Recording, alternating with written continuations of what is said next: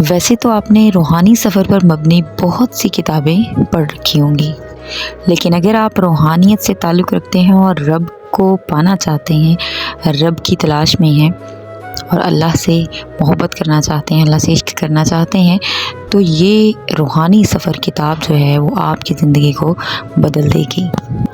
روحانی سفر is written by Riyaz Ahmad گورشی سرکار۔ روحانی سفر بک کو لے کر، جیسا کہ آپ کو پتہ ہے، اگر آپ اپنے چینل پر نیو ہیں تو آپ کو بتا دوں کہ ایک سیریز ہم نے سٹارٹ کی ہوئی ہے، روحانی سفر کی بک جو ہے وہ ہم نے سٹارٹ کی ہوئی ہے، اور آج ہم اس کا نیکسٹ پارٹ جو ہے وہ پینڈنگ حصہ آپ کے ساتھ شیئر کریں گے۔ تو آپ نے کیا کرنا ہے، آپ نے جسٹ ویڈیو کو زیادہ سے زیادہ شیئر کرنا ہے۔ تو چلیے سٹارٹ کرتے ہیں۔ عرصہ 6 سال سے یہی حال ہے۔ سوچا کہ چلا گاہ پر قسمت آزماؤں، لیکن کمبخت یہاں بھی پہنچ گئے۔ میں نے کہا کوئی مرشد پکڑو جو ان سے نپٹے گا۔ ظاہر میں تو کوئی ایسا نظر نہیں آتا۔ وہ بولا، ظاہر میں تو کوئی ایسا نظر نہیں آتا جو اس راستے پر چلا سکے۔ ایک دن میں مرید ہونے کے لیے غار کے پاس والے مزار پر آ گیا۔ راستے میں آواز آئی، میں ہی تمہارے لیے کافی ہوں۔ میں نے سمجھا اللہ تعالیٰ کی آواز ہے، اور پھر میں نے کبھی بھی مرشد کے بارے میں نہ سوچا۔ تقریباً 1 ماہ تک بڑے میاں اسی طرح شور شرابہ کرتے رہے۔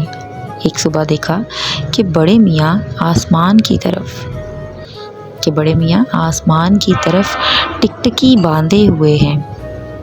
ظہر تک اسی حال میں رہے۔ لوگوں کا خیال تھا کہ دیدار الہی میں پہنچ گئے ہیں۔ عصر کے وقت کچھ سائے نظر آئے جو بڑے میاں کو باندھ کر دریا کی طرف لے جا رہے تھے، اور بڑے میاں کو دریا میں گرا دیا۔ لوگوں نے ان کو دریا سے نکالا۔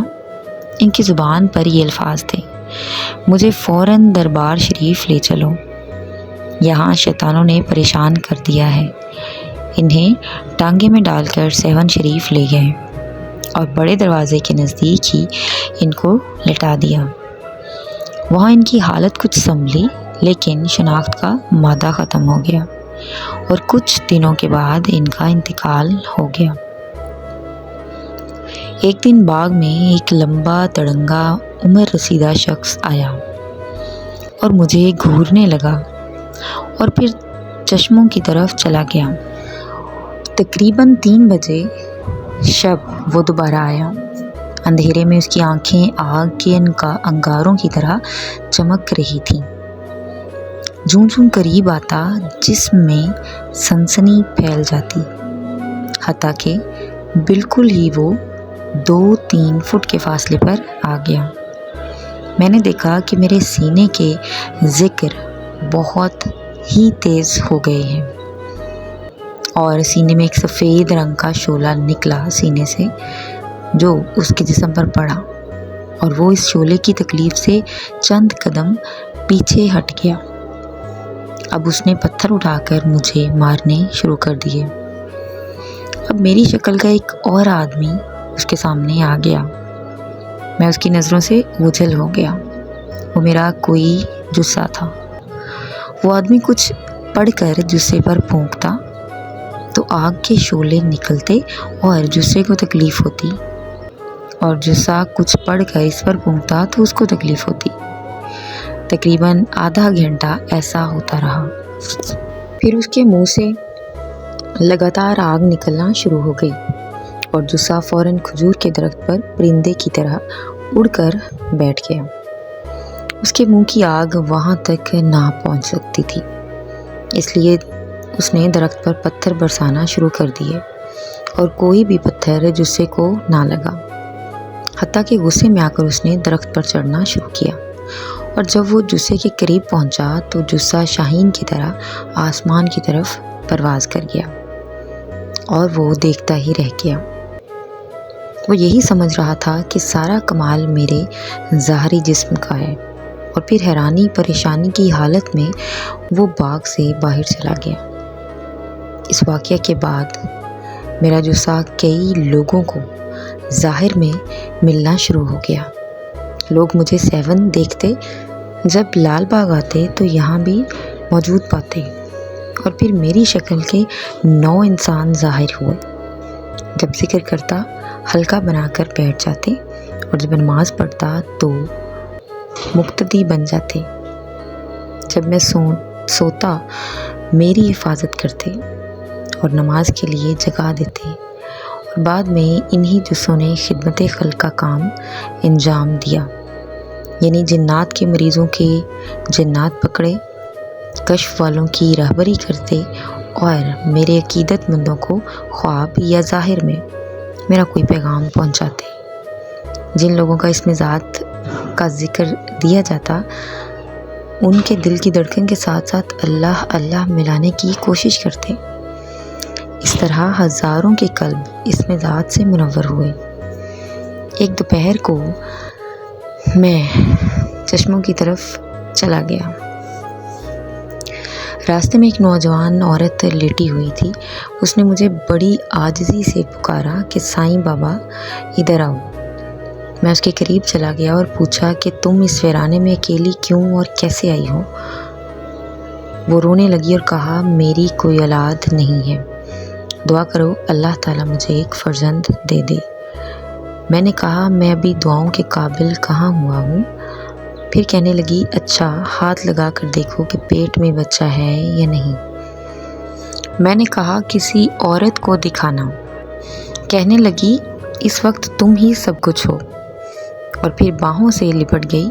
اس کی آنکھیں بلور کی طرح چمک رہی تھیں اور میں نے باہوں سے چھڑانے کی کوشش کرتا رہا لیکن اس کی گرفت سخت تھی۔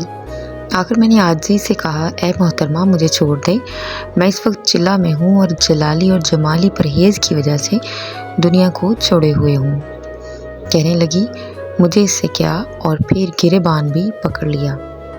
اتنے میں 3-4 آدمی چشموں کی طرف سے آتے ہوئے دکھائی دیے اور اس نے مجھے چھوڑ دیا اور میں باغ میں واپس آ گیا۔ اب اس عورت نے بھی باغ میں ڈیرا لگا لیا۔ دن کو میرے آگے پیچھے گھومتی رہتی لیکن رات کو کہیں نظر نہ آتی۔ 1 ہفتہ اسی طرح گزر گیا۔ ایک رات وہ چلا گاہ میں پہنچ گئی اور مجھے چھیڑنے لگی۔ پاس ہی قرآن مجید پڑا ہوا تھا، اسے اٹھا کر پھینکنے لگی۔ میں نے جلدی سے قرآن مجید اس کے ہاتھوں سے چھینا۔ اب وہ مجھ سے لپٹنے کی کوشش کر رہی تھی اور میں اسے دھکے دے کر باہر نکالنے کی کوشش کر رہا تھا۔ اچانک اس کی صورت بدلنا شروع ہو گئی۔ غور سے دیکھا، بجائے ایک گوری نوجوان حسینہ کے کالی کلوٹی لاغٹ سی بڑھیا نظر آ رہی تھی جس کا چہرہ پچکا ہوا اور لمبے لمبے دانت باہر کو نکلے ہوئے تھے۔ میں گھبرایا، سردی کے موسم میں پسینہ چھوٹا، خیریت اسی میں سمجھی کہ چلا گاہ سے بھاگ جاؤں۔ بھاگا اور مستانی کی جھونپڑی میں چلا گیا۔ مستانی ایک بڑی سی ریلی اڑے سو رہی تھی۔ اس کی ریلی ہٹا کر اس کے قدموں کی طرف لیٹ گیا۔ وہ عورت شیرنی کی طرح میرے پیچھے بھاگی، جھونپڑی کی طرف بھی آئی لیکن مجھے کہیں نہ پا کر واپس چلی گئی اور اس واقعے کے بعد دوبارہ کبھی بھی نظر نہ آئی۔ تقریباً آدھا گھنٹہ بعد مستانی نے کروٹ بدلی۔ اس کے پاؤں میرے سر کو لگے اور اٹھ کر بیٹھ گئی۔ میں نے کہا ڈرو نہیں، میں خود ہی ہوں۔ کہنے لگی آج رات کیسے آ گئے؟ میں نے کہا ویسے ہی۔ پھر پوچھا شاید سردی لگی؟ میں نے کہا پتہ نہیں۔ اس نے سمجھا شاید آج کی اداؤں سے مجھ پر قربان ہو گیا ہے اور میرے قریب ہو کر لیٹ گئی اور پھر سینے سے چمٹ گئی۔ ایک آفت سے بچا دوسری آفت میں خود پھنسا۔ میں نے ہٹنے کی کوشش کی، ایسا لگا جیسا میں جان ہی نہیں۔ چپ چاپ لیٹا، سوچتا رہا۔ فقر کے لیے دنیا چھوڑی، لذات دنیا چھوڑے، اپنی خوبرو بیوی چھوڑی، جنگل میں ڈیرا لگایا، لیکن شیطان یہاں بھی پہنچ گیا۔ اب اللہ تعالیٰ ہی حامی و ناصر ہے۔ کچھ دیر بعد صبح کی اذان ہوئی۔ جسم کو زبردست جھٹکا لگا جیسے کسی نے بٹھا دیا ہو۔ اس کرنٹ کو مستانی نے بھی محسوس کیا۔ اس جھٹکے کے ساتھ مستانی کے ہاتھ بھی سینے سے ہٹ گئے اور میں چلا گاہ میں چلا گیا۔ اب تھوڑا سا مستانی کا واقعہ بھی پیش کیا جا رہا ہے۔ پہلے دن جب لال باغ پہنچا تو کوئی خاص ریل پیل نہ تھی۔ چلاگاہ پر محکمہ اوقاف کا ایک خادم موجود تھا۔ مغرب کے وقت سب لوگ چلاگاہ چھوڑ کر چلے گئے۔ جب میں مغرب کی نماز اور فاتحہ سے فارغ ہوا تو وہی مستانی میرے پاس آئی اور بڑے اخلاق اور پیار سے کہا، بھائی اگر کسی چیز کی ضرورت ہو تو بتاؤ، ہم حاضر ہیں، اور مجھے اپنی جھونپڑی میں لے گئی اور ابلے ہوئے نمکین چاول کھانے کو دیے اور پھر ایک بھنگ کا گلاس پیش کیا جسے میں نے قبول نہ کیا۔ کہنے لگی، تو زیارتی ہے یا فقر کے لیے آیا ہے؟ میں نے کہا، فقر کے لیے آیا ہوں۔ کہنے لگی، فقیر لوگ بھنگ چرس پیتے ہیں۔ میں نے کہا، یہ نشہ ہے جو شریعت میں حرام ہے۔ کہنے لگی، کیا تو نے حضرت خضر اور حضرت موسیٰ علیہ السلام کا واقعہ نہیں سنا؟ موسیٰ شریعت کے عالم تھے اور خضر علیہ السلام طریقت کے فقیر تھے۔ جو موسیٰ کے نزدیک گناہ تھا وہ خضر کے نزدیک کار ثواب تھا۔ سن، ہم فقیر اسے کیوں پیتے ہیں؟ جب دنیا کا خیال اور عزیزوں کی یاد ستاتی ہے تو ہم بھنگ یا چرس پی لیتے ہیں۔ ان کے پینے سے سب خیالات کافور ہو جاتے ہیں اور بس اللہ ہی یاد رہتا ہے۔ دوسری بات، لوگ ہمیں فقیر سمجھ کر ہمارے پیچھے لگ جاتے ہیں اور ہمارے اس فعل سے وہ متنفر ہو جاتے ہیں اور ہمیں بھی ملامت ملتی ہے جو ہمارے لیے سلامتی ہے۔ کلندر پاک نے میری ڈیوٹی لگا رکھی ہے کہ تم جیسے طالبوں کی خدمت اور رہبری کروں۔ تیری ایک بیوی ہے جس کا رنگ سفید ہے اور جسم ذرا موٹا اور قد درمیانہ ہے۔ تیرے 3 بچے ہیں جس میں سے ایک کا تیرے آنے کے بعد انتقال ہو چکا ہے جس کی تجھے خبر نہیں۔ تیرے مکان کے 3 کمرے ہیں اور صحن میں شہتوت کا ایک درخت ہے۔ جو کمرہ مشرقی ہے اس میں بغیر داڑھی کے تیرا فوٹو لگا ہوا ہے۔ کیا اب بھی تجھے مجھ پر یقین نہیں؟ کیا کچھ اور کہوں؟ میں نے کہا بس، اور سوچتا ہوا چلاگاہ کی طرف چلا گیا۔ نیکسٹ پارٹ انشاءاللہ صبح کی ویڈیو میں آپ کے ساتھ شیئر کیا جائے گا۔ کس کس کو نیکسٹ پارٹ کا یعنی کہ صبح کی ویڈیو کا انتظار ہے کامنٹ میں ضرور بتائیے گا، اور دعا ہے کیا میرے پروردگار، میرے پیارے اللہ سرکار کے صدقے میں ہم گناہ گاروں پر نظر کرم فرمائیے اور ہمارا خاتمہ ایمان پر کیجیے گا۔ اے میرے مالک، ہم تیرے گناہ گار بندے ہیں، ہمارے ایمان کو ایسے ہی ثابت قدم رکھنا۔ آمین ثم آمین۔ گوہر شاہی مرحبا۔